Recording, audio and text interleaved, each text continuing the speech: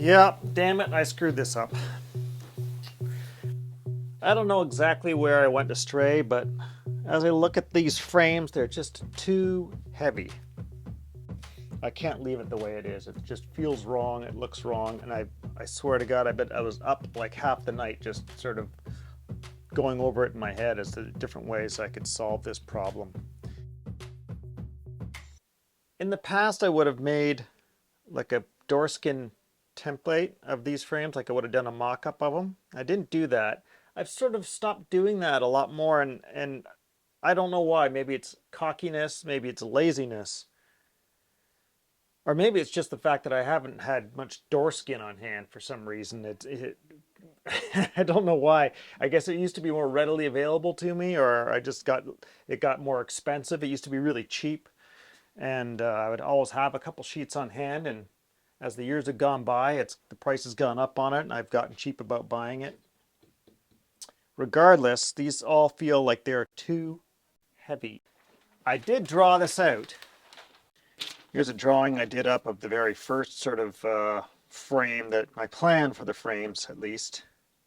And it looks fine on the drawings, but in the end we ended up making it deeper than what's shown here, and I just didn't like it. And somewhere there is a disconnect, and I don't know exactly where it happened. I think it was just the way I was working from the patterns. I used a spacer that was too big at my control points, and then my laminations were just a little bit heavier than I anticipated, and it was mostly because I just pulled out some stuff that I had, and I discovered at the last possible moment that my laminations were heavier, and so it meant that my overall lamination ended up being about 1/8 of an inch thicker than intended. So one thing Joe wanted is he wanted frames that were deep enough that he could get his hands around the inwale. For some reason he likes to grab down low as he's moving through the boat if it's a bit jumpy, instead of grabbing the rub rails. And so I was worried about making sure he had enough room for his fingers. I think the simplest way to fix this is I'm going to take these guys and I'm just going to cut the lamination directly off of it, then reduce the overall depth of these by the thickness of that lamination, and glue the lamination back on.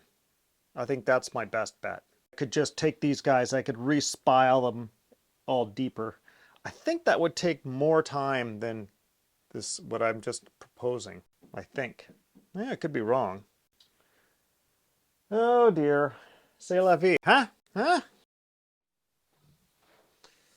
Okay, I have come up with a solution. So what I decided to do is trim these guys down. So what I've done is I'm cutting away the laminated portion of these frames, and in doing so, the laminations spring out a little bit. I'm letting that just spring to wherever it wants. So I drop it down to match the lowest point, and then I drop it down so the inside matches my control point in the middle, and then the last one just floats across a line, but I'm letting it spring to sort of whatever depth it needs to match those other 2 points. And the reason I'm letting this guy spring to whatever shape it wants to and then cutting to that is because I'm going to end up with a very thin little bit of wood down here, and what I don't want to do is change the shape of this. So because right now all this fits my planking, so I want to leave that the way it is. So I'm going to finish cutting all of these, and then we're going to fit them all together and glue them back up. So let's go through the process with one of these things, and I'll show you how I'm doing it. So first thing I'm doing is just squaring across from the inside here, and that's mostly just to get a mark onto my frame, the lamination portion itself, and so that these are going to stay in the same general relationship. And down here, I'm taking this little spacer stick, which is 1.25 inches, laying off a space at the second plank, or the second lap, and then squaring in from that. So I've got a fairly consistent control point at that point. And down here, I'm just eyeballing about 1/8 of an inch, a fat eighth. So that's the first step, and now over the bandsaw, and let's just mark this starboard side so I don't screw that up. I should probably mark the frame end, the frame number 2, 3. So over here, I've got just a very simple single point fence. And the way you use these is you want to make sure that it's lined up with the leading edge of your bandsaw teeth. So let me fire up the bandsaw. I'll show you how this works. Basically, it's a fence that allows us to adjust our path of travel. Because this is curved, I can't run this obviously against a flat fence, and I want to just trim away just the laminations here.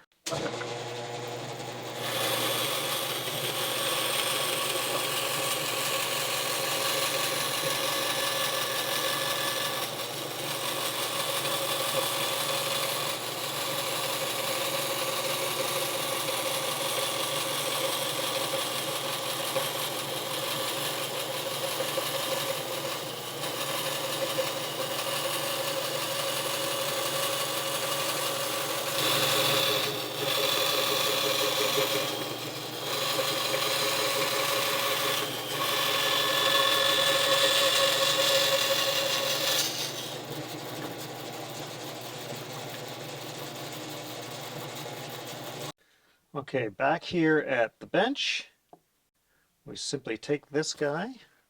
I'm making sure I line up my reference line up here with this existing line. I've got my control point here, which the back edge of this is going to land on. So that's making sure that I end up with this consistent depth right here at this point. Okay, and then the other end, I swing out until I've got my frame end thickness there. And then I juggle this up to my line, and that's mostly because what I found is the curve does sort of changed a little bit. Not so much on this one, but on other ones the curve's a little more, it's a little tighter. And then we're just going to mark that down here.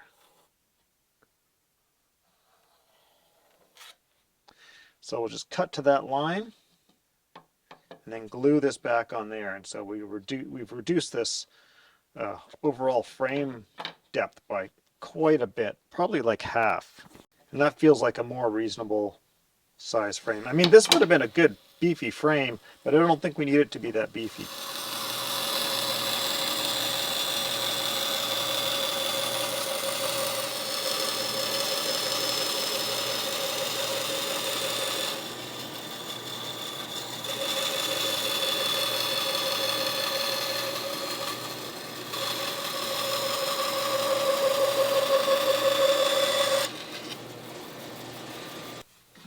Here's my two parts. Now I'm just going to check my fits and do a little bit of cleanup. Mostly this looks pretty darn good. So I'm just going to clamp these in my vise and just knock a little bit of the tooth marks off of here. I'm not even going to try and erase them. I'm just kind of leveling them out a little bit.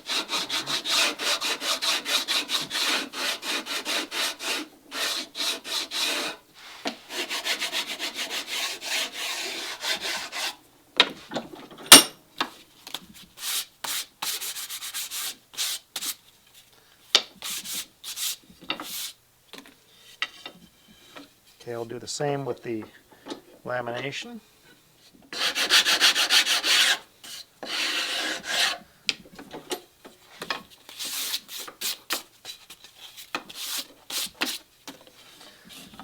Okay, we'll just check our fit. And I don't need this to be perfect. That is perfect enough. We're going to use the thickened epoxy, so even if there's a few little dips and hollows there, I'm not going to worry about it. This is going to get painted anyway. All right, time to glue these up. I've done the wet out on everything, of course, here.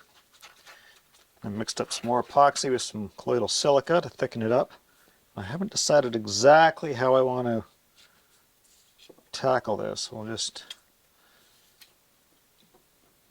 try slamming some on here first. I was thinking about using the polymer nails to tack these together.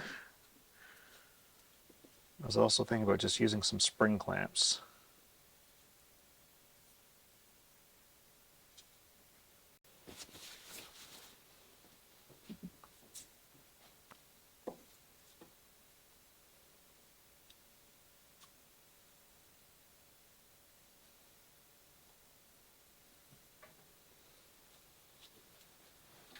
Let's see. So it'd be nice to be able to clean these up right away.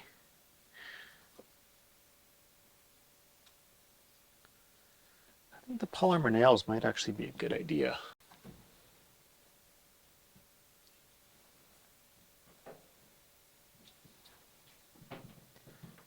Kind of feel like I need two different sizes though, is the only thing.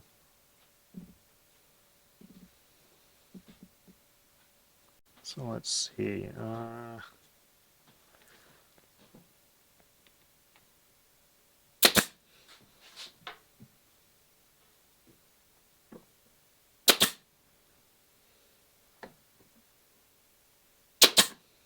So what happens if I pull my clamp off of that? That one I'd need a smaller nail.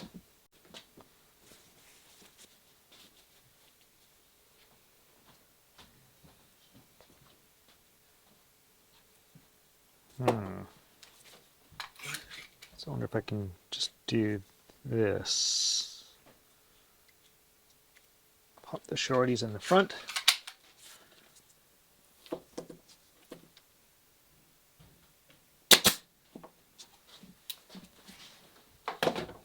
Okay. I want to give a quick shout out to all of my patrons who make these videos possible.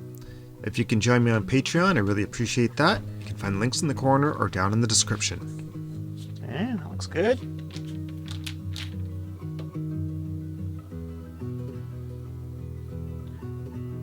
That looks good.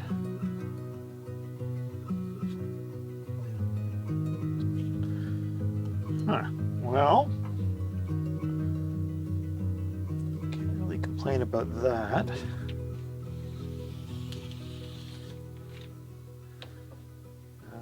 Do I want to try wiping it down? Let's see.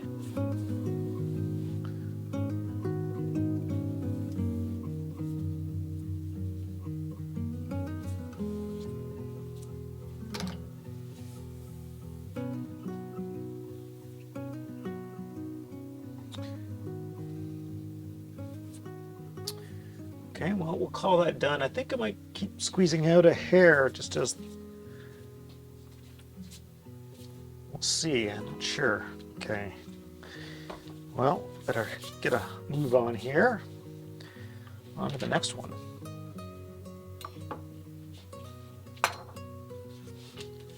I guess if I can flip-flop the nails in the gun, going between the thick ones and the thin ones as I need them.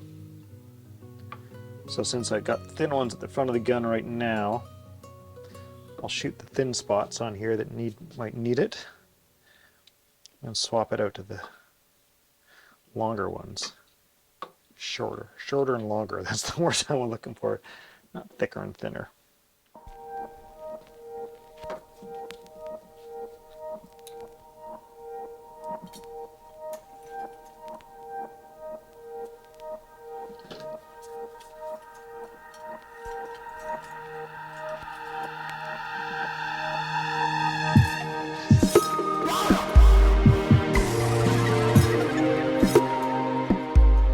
Here we go, we're all glued up. I just left all the squeeze out just the way it is. I think it's going to be easier to take it off if I leave it like that than if I try cleaning it up. When you try and wipe down stuff like this, what sometimes happens is you end up wiping epoxy out of the joint near the surface, and then when you go to clean it all up, it just doesn't look good because you've got a little bit of a gap there. And rather than have to worry about filling those gaps later, I'm just going to leave it all squeezing out right now. All right, well, that killed a day for me doing all this, cleaning all this up, and you know what? I feel much better about the results having done that. I hated how chunky those were.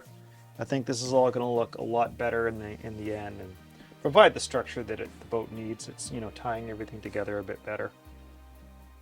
Now they almost look lean to me, but you know, it's a double-edged sword, right? You can't have it both ways. I think it's going to be just fine the way it is, though.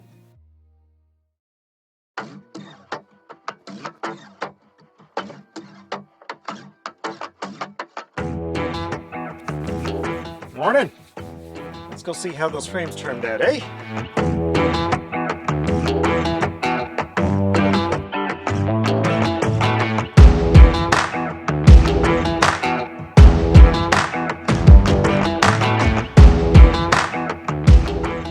right, that looks pretty good.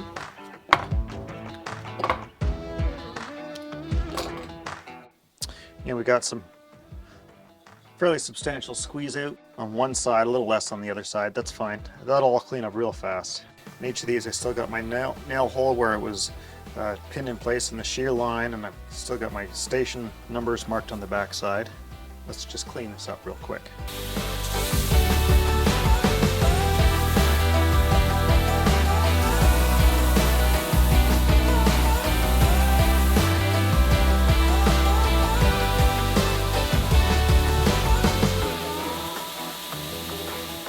Okay, the glue line's a little heavy on this particular example, but that's fine. I expected a heavy glue line. I mean, the goal was to try and get these to sort of fit together and not change shape, and there's going to be a little bit of wiggle room in there to make that happen. So hopefully we haven't altered the overall shape of these guys. I might have to do a tiny bit of refitting on the boat, but I think it all looks pretty good. I think I'll go ahead and do all my roundovers right now, and I'm thinking I'm going to cut my haunches for the inwale before I install them as well, because I've got my shear mark. What I'll do is I'll cut them a little bit shy, and then when the final fitting happens, I just got a little bit to sort of whittle out to get them to fit just right. A couple more things I need to do before we're back on track. So one of them is just trimming down these tail ends here to match where the fitting terminated before. So I'm just going to get my French curve out here and redo all of these. And then we'll taper that off here. All right, I'll buzz these all off on the bandsaw.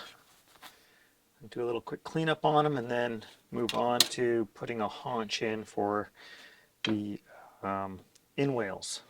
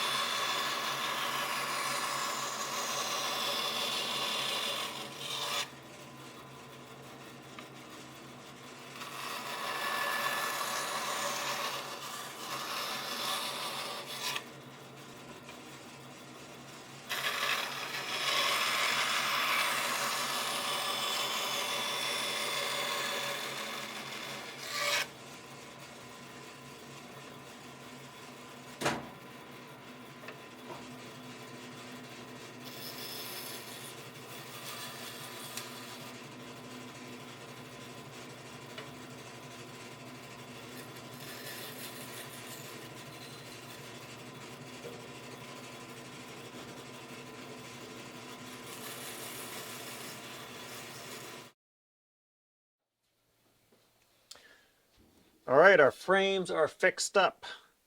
They look pretty good. I did a round over on all the corners and give them a sort of a cursory sanding job.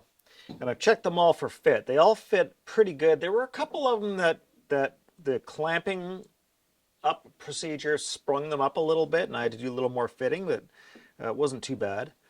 They're all ready for installation now, so I thought I would just go over how I'm going to do the installation. So we're going to be gluing these in with thickened epoxy.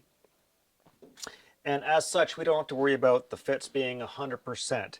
In fact, even if I got them to 100%, the chances are very good that is when I go to glue them in, that I would end up being a little bit proud unless I really clamp the daylights out of them in order to get the frames to settle down to where they were sitting initially. Epoxy needs some volume. I want to start by drilling for some mechanical fasteners because I like doing a combination of mechanical fastening in addition to glue ups, and that's because you do get wood grain line failure sometimes. So the epoxy will hang on, but the surface veneer of the wood may not hang on under some undue stress. And so the best way to deal with that is to throw in a few mechanical fasteners. So we're going to use some ring nails or annular nails, and I'm just going to do them every other plank. What I've done is outlined where these frames are going to go, and I've got my plywood blocking set up here in order to clamp this to it for part of this process. And I'm going to pop a finishing nail in here at the point that it's going to be sitting proud. So even if right now I were to clamp this in place, make sure the frame is sitting right down where I want it to. So I want it to sit right about there. There's a good fit. And then on the back side, I'm just driving a finishing nail in. So it's riding hard on top of the rub rail here. And that's just going to help to make sure that when I go to do my glue up, I just need to pop this in place and the finishing nail will hold it in place. That nail did not stay put. Let's do that off the boat.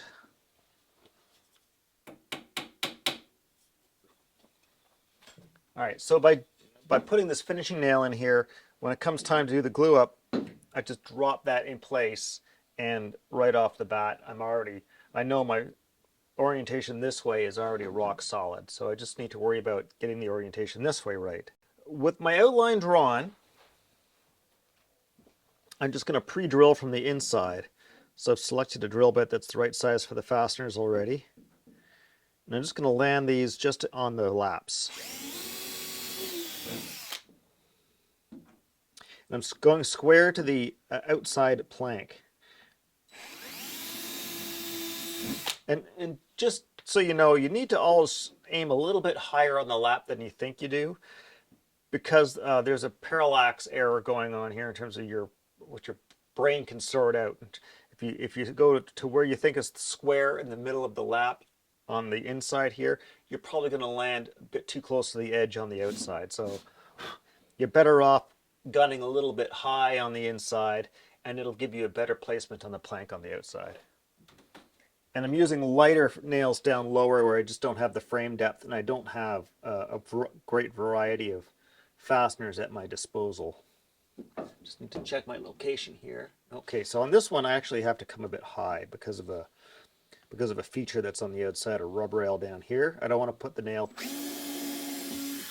my nails through this rub rail just because I want the subsequent owners to be able to fix it up without having to encounter any fasteners. And with that done, I'll pop the frame back in place. Carefully get it lined back up, and I can do that by just tapping this plywood block around until it's just so.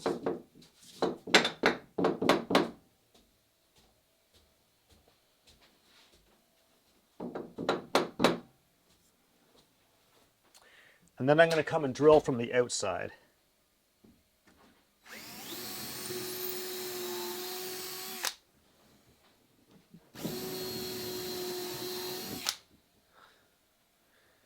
And in my center, this hole right here, I tend to be poking right through. My screws, or my nails are just a little bit long, and they'll protrude through the face of that frame a little bit. I'll just knock them off with a file. It won't be a big deal. So there we go. That is ready to go. All I need to do is wet out my planking, wet out the back of my frame, apply my thickened epoxy, And then with that in place, I can as long as I've got it all lined up properly, I can drive my nails in from the outside. I'll probably put a bucking iron on the inside here to help deal with the bouncing. But with that in place, we'll be able to drive those nails home, and then I can walk away with this without clamps on it. Although I probably will put a clamp up here just at the shear. I'm not fastening it here at the shear because we're going to have an inwale on here, and those inwales will be fastening it in place. All right, so what I decided to do is I'm going to glue these in with a combination of just regular epoxy and the 610. Only because I have basically, I don't know, 3/4 of a tube here left. I find that kind of stuff doesn't have the greatest shelf life, especially once you've opened it. So I'd rather just use it up, and this is a good application for it, I think. So I'm just going to do a wet out with regular epoxy. And then I'll come back with thickened 610. At least I'll use up what I can of the tube, and then I'll switch to hand mixes, I guess, for the rest. I'll just do like a couple frames at a time or something like that.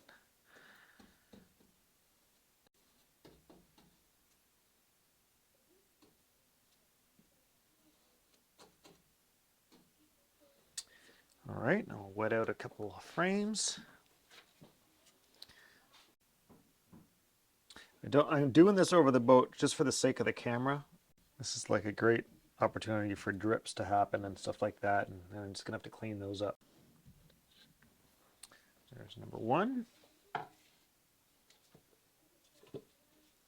I'll wet out number two. This is number two, right? Yep.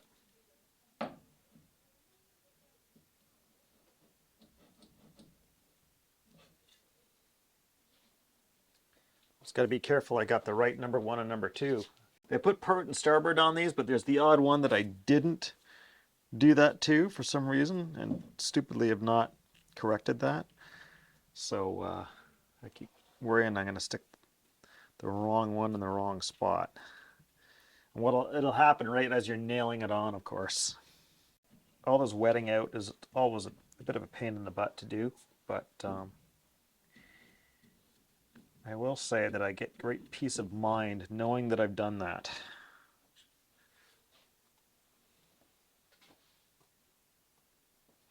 All right. Now, I'm not sure what I should do. If I should do, I know. Okay, I'm going to do the very tip on the frame itself.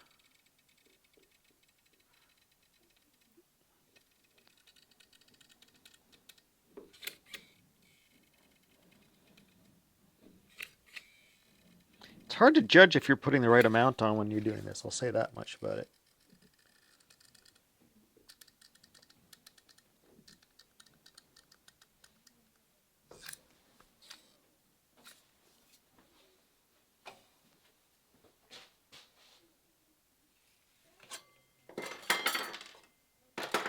There we are. I've got one putty knife that I have teeth ground into specifically for this sort of purpose. I want to make sure I leave a glob at the laps to fill.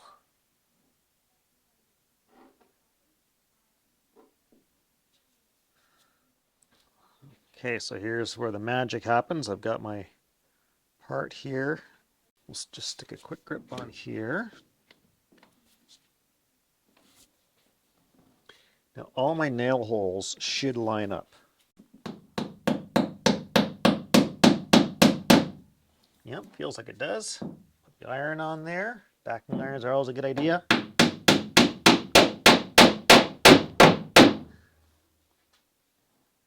Good.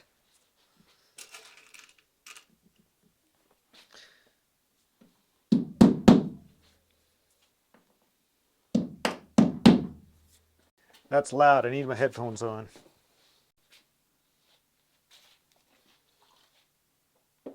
Headphones and a slightly heavier hammer.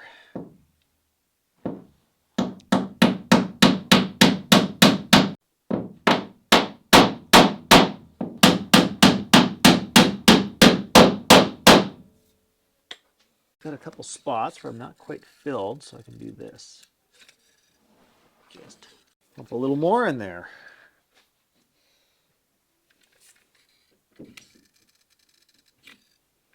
And now, I don't know what the best cleanup method is going to be. Let's see.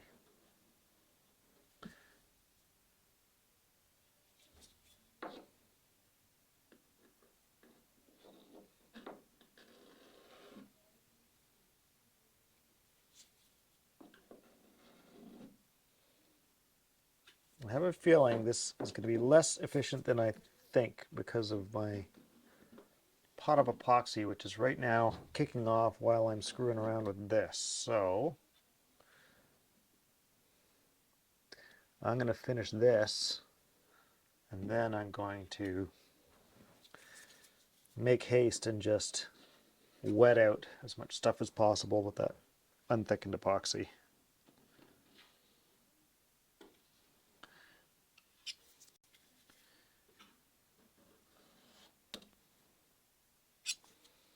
Yeah.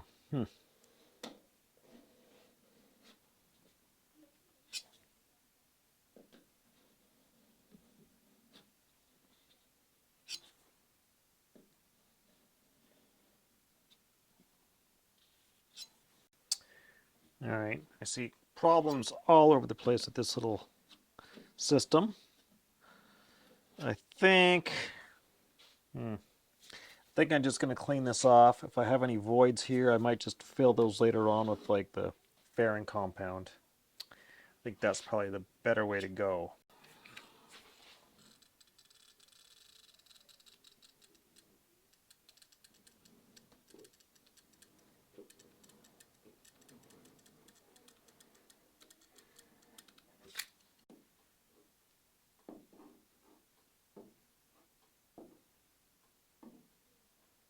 It's like you can never get two things done that you need done efficiently. You can get one thing done efficiently, and then the rest is, well, you get whatever. And in this case, I think filling up these lap gaps might be the thing I can't really do well right away.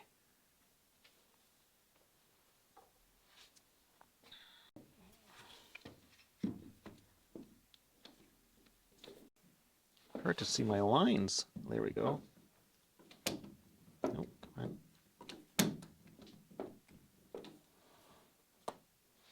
All right. Ears on.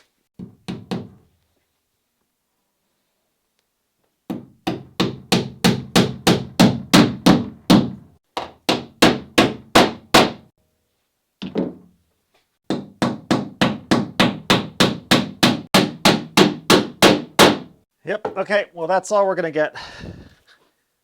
I'm gonna keep on moving, camera off.